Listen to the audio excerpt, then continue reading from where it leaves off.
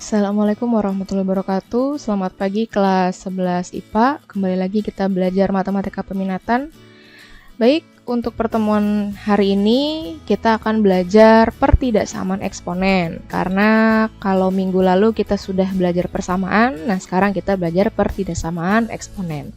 Untuk itu disimak baik-baik videonya, jangan di-skip agar kalian bisa paham langkah demi langkahnya. Pertidaksamaan eksponen.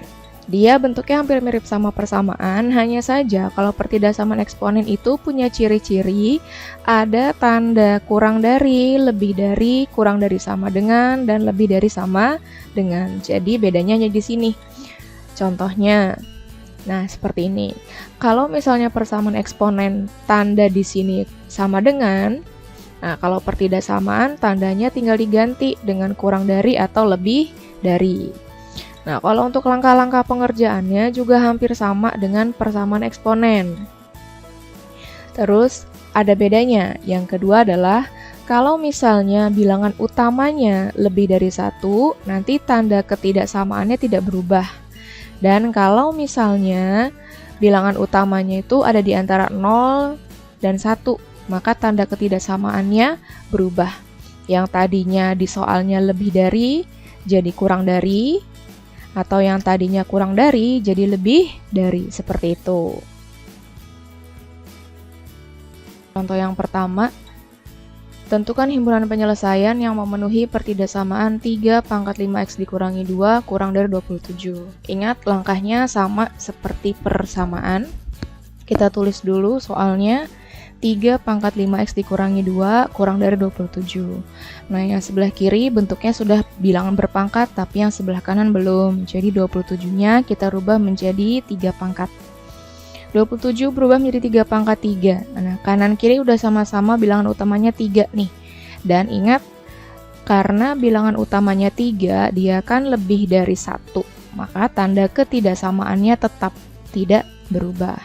Jadi karena udah sama-sama 3, 3-nya hilang menjadi 5x dikurangi 2 kurang dari 3. Ingat, karena bilangan utamanya lebih dari 1, tanda ketidaksamaannya tetap. Kalau sudah kita mencari nilai x, negatif 2-nya kita pindah ke sebelah kanan, jadi 5x kurang dari 3 ditambah 2, menjadi 5x kurang dari 5. Berarti kanan kiri kita bagi 5 karena kita mau mencari nilai x, berarti x kurang dari 1. Jadi, himpunan penyelesaiannya adalah x kurang dari 1.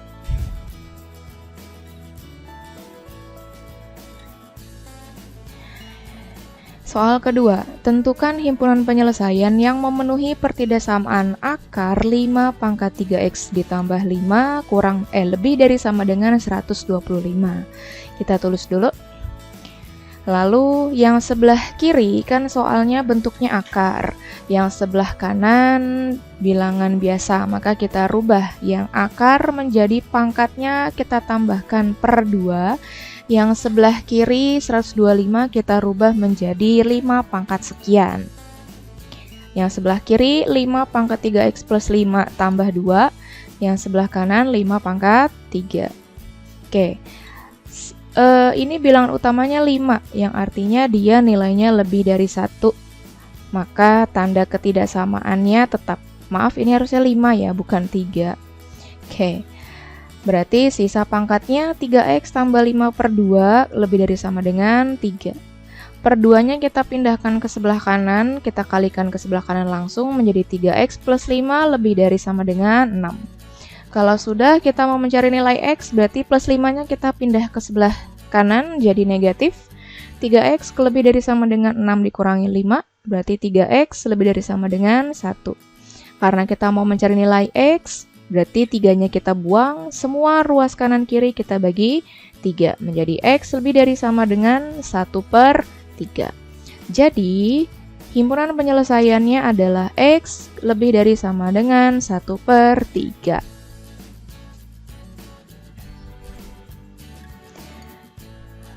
Lanjut ke soal terakhir.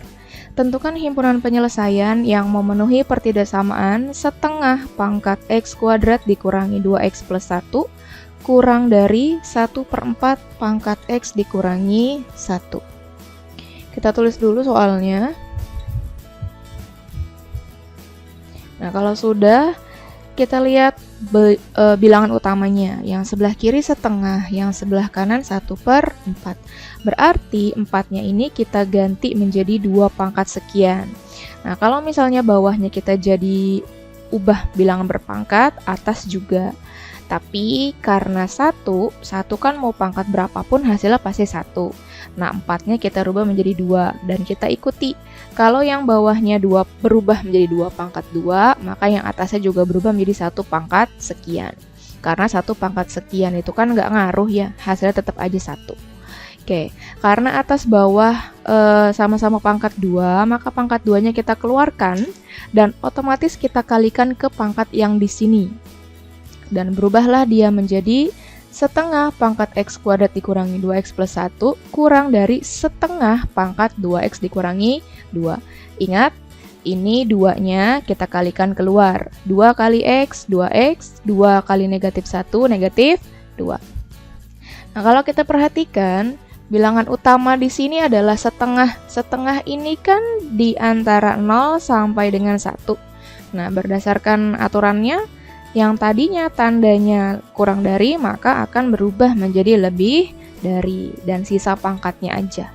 Jadi X kuadrat dikurangi 2X tambah 1 lebih dari 2X dikurangi 2. Nah, semua kalau sudah seperti ini, kita pindahkan ke ruas kiri menjadi X kuadrat dikurangi 2X. Yang tadinya plus 2X pindah ke kiri jadi negatif 2X plus 1. Yang tadinya negatif kita pindah menjadi positif 2. Nah, kita hitung menjadi X kuadrat dikurangi 4X tambah 3 lebih dari 0. Nah, kalau sudah seperti ini, pasti dong akan kita faktorkan menjadi X dikurangi 3, X dikurangi 1. Nah, untuk cara pemfaktoran, kalau kalian lupa, silakan simak di video persamaan eksponen yang lebih detail ya. Nah, kalau sudah seperti ini, berarti kita dapat 2 nih nilai X-nya. Ada yang X-nya 3 dan X-nya 1. Kalau persamaan seperti ini sudah selesai, tapi kalau pertidaksamaan belum selesai. Jadi, karena ini nilai X ada 2, kita buat garis bilangannya dulu. Nah, 1 dan 3. Dan ini lingkarannya kosong ya, karena tanda ketidaksamaannya ini tidak ada sama dengan. Kalau misalnya tanda ketidaksamaannya ada sama dengan, seperti contoh kurang dari sama dengan, lebih dari sama dengan, ini lingkarannya penuh. Di hitamnya penuh, tapi kalau tidak ada maka lingkarannya kosong. Oke, kita plot X-nya 1 dan X-nya 3. Lalu kita input juga angka-angka yang akan kita jadikan titik uji.